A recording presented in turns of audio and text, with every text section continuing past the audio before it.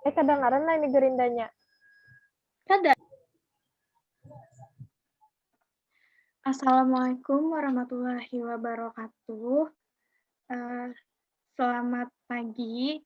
Jadi hari ini presentasi akan dilakukan oleh kelompok 4 dari kelas A01 yang akan membahas pelaksanaan layanan bimbingan kelompok dalam pemilihan kegiatan ekstrakurikuler di SMP Negeri 1 Rantau. Sebelumnya, perkenalkan, di sini saya selaku moderator bernama Vela Ratnasari dan ada beberapa rekan saya, yaitu Lisa Rahmawati, Norheni Aprilia Pratiwi, Nur Halisa, dan Rianti Nur Ariska Setiawati. Oke, baik kita langsung saja ya untuk memasuki materi yang pertama. Dipersilahkan.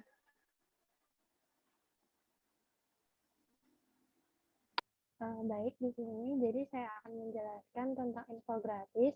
Jadi infografis ini terbagi dengan 5 nomor. Yang pertama ada kajian teori, yang kedua konsep dasar, yang ketiga isu di persekolahan, yang ke nomor 4 ada solusi, yang kelima ada pesan moral.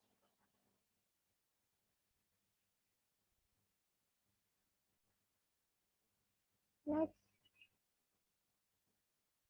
Jadi selanjutnya ada di sini kajian teori. Pelayanan bimbingan dan konseling bertujuan untuk membantu peserta didik agar dapat mencapai tujuan-tujuan perkembangan, meliputi aspek pribadi, sosial, belajar, dan karir. Menurut Dewa Ketut tahun 2008 nomor 44. Cara yang dapat dilakukan guru bimbingan dalam konseling dalam membantu peserta didik menentukan pemilihan ekstrakurikuler peserta didik adalah melalui pelaksanaan bimbingan dan konseling dengan bentuk layanan kelompok, salah satunya melalui pelaksanaan layanan bimbingan kelompok. Kegiatan ekstrakurikuler adalah kegiatan pendidikan di luar mata pembelajaran dan di luar pelayanan konseling untuk membantu pengembangan peserta didik sesuai dengan kebutuhan, potensi, bakat, dan minat mereka melalui kegiatan yang secara khusus diselenggarakan oleh pendidik atau tenaga kependidikan. Ini menurut Husairi Ahsan tahun 2008 nomor 105. Selanjutnya akan dijelaskan oleh Lisa Rahmawati.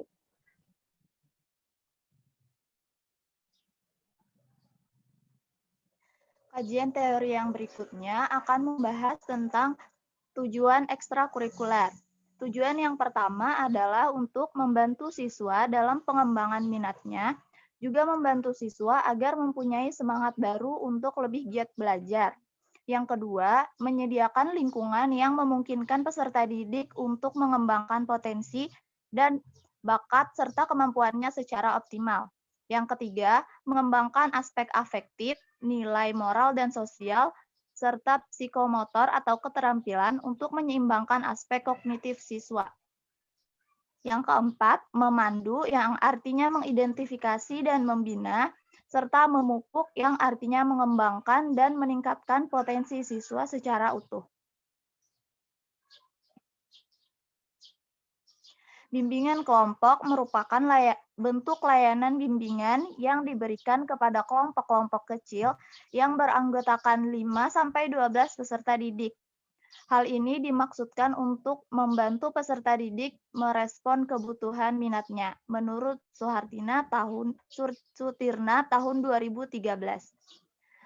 Dalam layanan bimbingan kelompok, aktivitas dan dinamika kelompok harus diwujudkan untuk membahas berbagai hal yang berguna bagi pengembangan atau pemecahan masalah bagi individu atau siswa yang menjadi peserta layanan.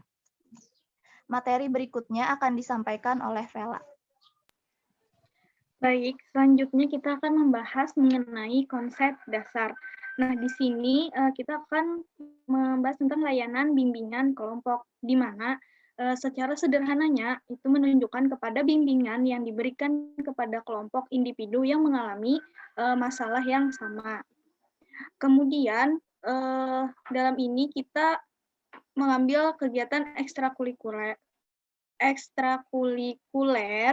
di mana kegiatan pendidikan ini di luar dari mata pelajaran dan di luar pelayanan konseling. Ini tugasnya untuk membantu pengembangan peserta didik itu sesuai dengan kebutuhan, potensi, bakat, dan minatnya. Nah, jadi pada dasarnya untuk membantu siswa dalam memilih kegiatan ekstrakurikuler tadi kita memerlukan sebuah bimbingan, yaitu bimbingan kelompok dengan mengemukakan permasalahan yang kita alami. Jadi anggotanya bersangkutan mengharapkan agar rekan-rekannya sekelompok itu bersedia untuk membantunya dalam memecahkan masalah melalui dinamika kelompok tadi. Ya, baik, selanjutnya akan dilanjutkan oleh rekan saya. Selanjutnya, di sini saya akan menjelaskan mengenai isu atau permasalahan di SMP Negeri 1 Rantau berdasarkan penelitian di atas. Jadi yang pertama, siswa itu merasa malu mengemukakan pendapatnya. Di sini mungkin banyak, di sini bukan hal yang aneh, tapi sudah sebagian kita mungkin juga sulit untuk mengemukakan pendapat kita, maka hal ini masih dianggap wajar. Kemudian next. Kemudian siswa kesulitan menentukan tujuan dan mengambil keputusan. Nah, jadi pada saat rapat atau pada saat bimbingan konseling, di situ siswa masih bingung menentukan tujuan dan mengambil keputusannya ya dalam memilih kegiatan ekstrakurikuler apa, walaupun ia sudah ada minatnya atau sudah ada hobinya, tapi ia masih bingung karena itu tadi ia takut untuk berpendapat dan mengambil keputusan itu. Next. Kemudian siswa belum mengetahui minat dan bakatnya.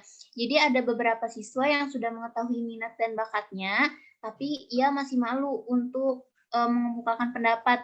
Nah, kemudian di SMP Negeri 1 Rantau itu juga terdapat siswa yang belum mengetahui minat dan bakatnya, ya masih bingung. Saya bakatnya apa ya, saya minatnya di mana ya, karena itu tadi ia tidak berani untuk mengekspresikan dirinya. Next. Nah, untuk solusinya akan dilanjutkan oleh Nurheni Aprilia Pratiwi. Baik, terima kasih Saudari Rianti. Selanjutnya, untuk solusi dari isu permasalahan yang telah dijelaskan oleh Rianti tadi, solusi yang dapat kita ambil adalah membangun rasa percaya diri anak dengan sering bertanya dan menghargai pendapatnya. Yang kedua, apabila tidak berani mengangkat tangan, lakukan dengan kode atau dengan bahasa tubuh. Yang ketiga adalah sampaikan dengan sopan agar dihargai. Selanjutnya, baik, pesan moral yang bisa kita ambil yaitu adalah sebagai individu, hendaknya kita saling menghargai pendapat orang lain. Sebagai individu, hendaknya kita lebih percaya diri untuk menentukan pilihan dan mengambil keputusan.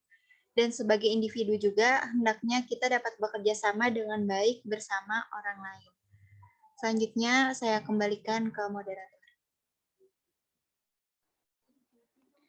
Baik, terima kasih telah menyaksikan presentasi pemaparan materi dari kami. Semoga materi dapat diterima dengan baik dan mudah dipahami. Saya selaku moderator mewakili rekan-rekan saya semua memohon maaf jika ada salah kata saat penyampaian materi tadi. Saya ucapkan terima kasih banyak. Assalamualaikum warahmatullahi wabarakatuh.